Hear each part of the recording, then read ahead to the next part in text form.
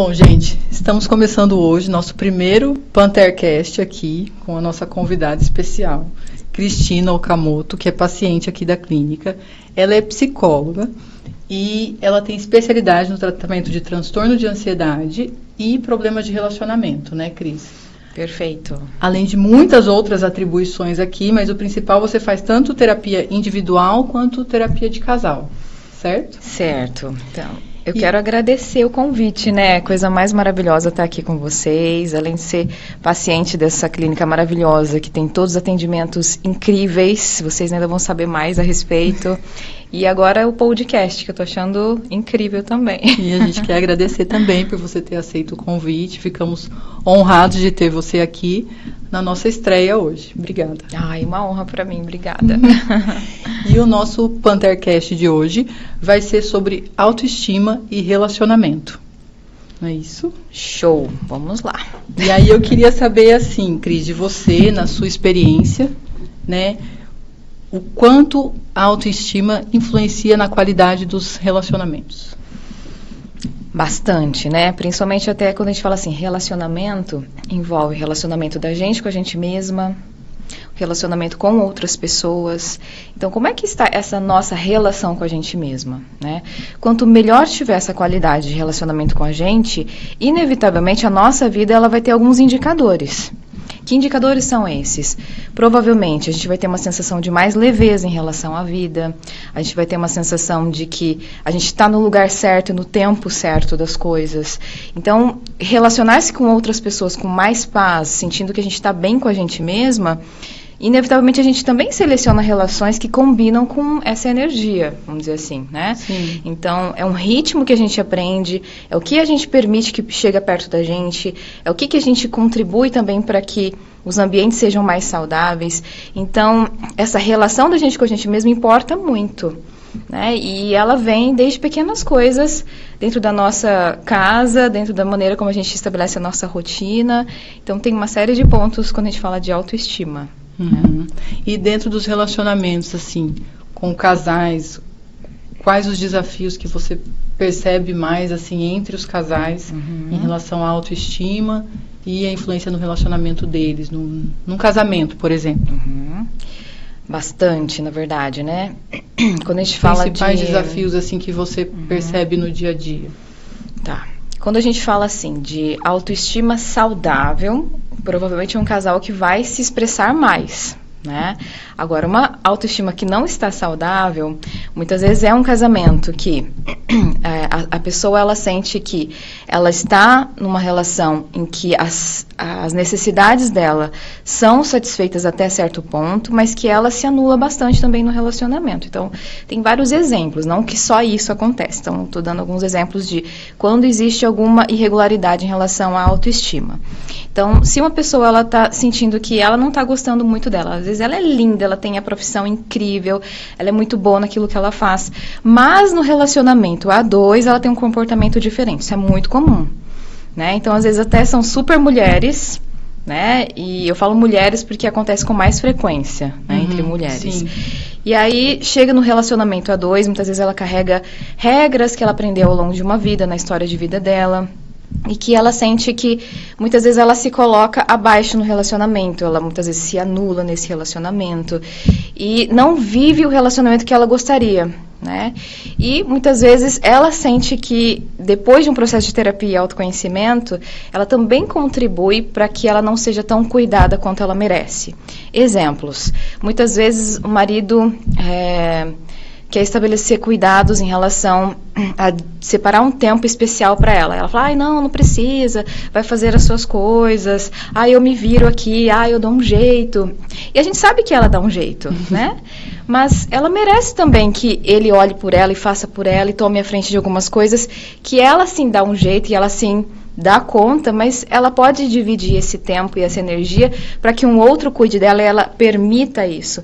Então, esse processo de autopermissão também é um exercício pessoal, né? Então, como é que está essa qualidade de olhar para si dentro de um relacionamento, ao mesmo tempo, como é que a gente contribui para o outro deixar, para a gente deixar o outro cuidar da gente? Então, tem uma série de pontos quando a gente fala de relacionamento a dois, Sim. autoestima. É sobre o que você permite, né? De se permitir ser cuidada e sobre também o que a pessoa, até onde ela aceita, né?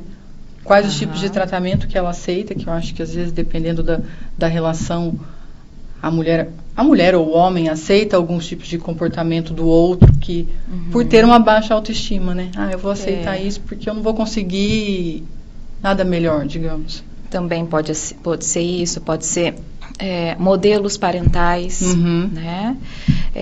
Muitas vezes também pelo medo de ficar sozinho.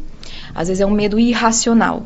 Uma pessoa que tem um monte de gente em volta dela, bastante pessoas importantes, de família, amigos, porém um medo irracional de ficar sozinho. Então é tanto medo que aí existe um comportamento de aceitar ficar dentro de uma relação em que pode existir uma desvalorização, outro que rebaixa. Sempre que ela tem algum tipo de vitória, parece que o outro tem que se sobressair. Então são relações que a gente considera muitas vezes até abusivas, dependendo de como ela acontece. E o cuidado em olhar para si mesmo e pensar, peraí, será que isso que está acontecendo dentro do meu relacionamento é algo aceitável? Caso não seja, existe uma avaliação importante que pode ser feita uma terapia de casal, pode ser feito um acompanhamento individual para olhar para si mesmo, para identificar o que está acontecendo, né? Se vem da nossa história, e como ela consegue fortalecer, por exemplo, essa autoestima, no caso, quando ela te procura, como que você consegue melhorar, fortalecer isso, quando você percebe que é um problema de uma baixa autoestima? Como que você consegue? Com a terapia mesmo individual? A terapia individual, ela pode ser um meio, né, para a pessoa se conhecer mais. Porque quanto mais a gente se conhece, mais a gente tem chance de extrair nosso potencial, né? Então, por exemplo, às vezes a gente nem sabe mais o que a gente gosta de fazer, porque a nossa rotina já nos tomou tanto. Porque a gente está falando de mulheres, mas pode ser homem também, né? Sim. Mas assim, aí a gente tem o papel de... A gente trabalha, aí tem os filhos, aí tem a rotina da casa, aí tem um monte de coisa que tem que dar conta. É a mulher que é multitarefas, né? Porque o homem, ele vai, trabalha e volta para casa. Né? E acabou. Isso, e a pressão cultural sobre a mulher também é muito grande. Eu falo, a minha jornada, quando eu chego em casa, ela tá só começando. Só começando, porque assim, normalmente você chega em casa e daí você vai ver os filhos, vai, banho, não sei o quê, então assim... É uma rotina que não tem hora para acabar, é diferente. É verdade, é uma rotina às vezes de 3 jornadas, né? Trabalho, casa, família, sim. Né? E aí no individual, muitas vezes a gente para um tempo para identificar o que está acontecendo nessa rotina, será que você está tendo um tempo para você, né? E muitas vezes já passaram-se tantos anos sem esse costume de se perguntar o que eu gosto de fazer, que às vezes a pessoa chega e fala assim, sabe que eu não sei. Não sei, eu só vou fazendo. Exatamente, tem tanta coisa para dar conta que ela só vai fazendo, né? E aí a gente muitas vezes para pensar, quais são os nossos sonhos, né? Qual que é o seu sonho? Qual é a coisa que você faz e você se sente verdadeiramente preenchida? Quais são os seus valores principais, os 5, 6 principais, a ordem hierárquica deles e como eles influenciam em como você se sente tomar decisões? São coisas que você sabe responder com facilidade? Se você estiver em terapia... Né, e você investir num processo para conhecer mais você, aumenta a probabilidade de você saber responder isso bem.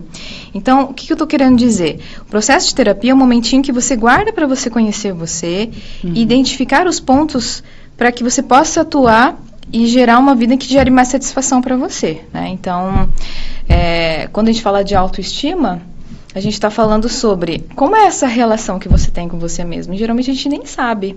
Né? A gente tem uma vozinha que fala na nossa cabeça e que geralmente ela não é muito gentil, né? É uma vozinha assim que fala com a gente, por melhor que a gente tenha feito, sempre tem uma coisinha ali que não saiu tão bem e aí a vozinha fica falando que não foi tão bom assim, né?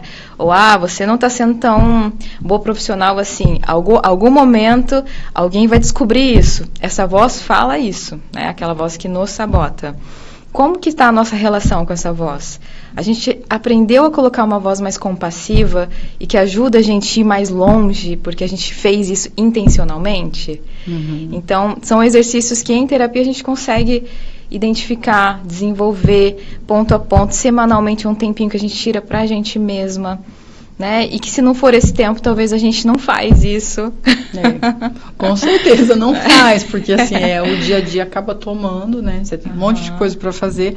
E como você falou, a maioria das pessoas não tem nem consciência disso, né, gente? As pessoas vivem muito no piloto automático, dando conta de 1001 tarefas e não para, às vezes, para olhar para dentro e para enxergar o que eu preciso realmente, o que eu estou sentindo e o que eu gosto realmente, como você falou.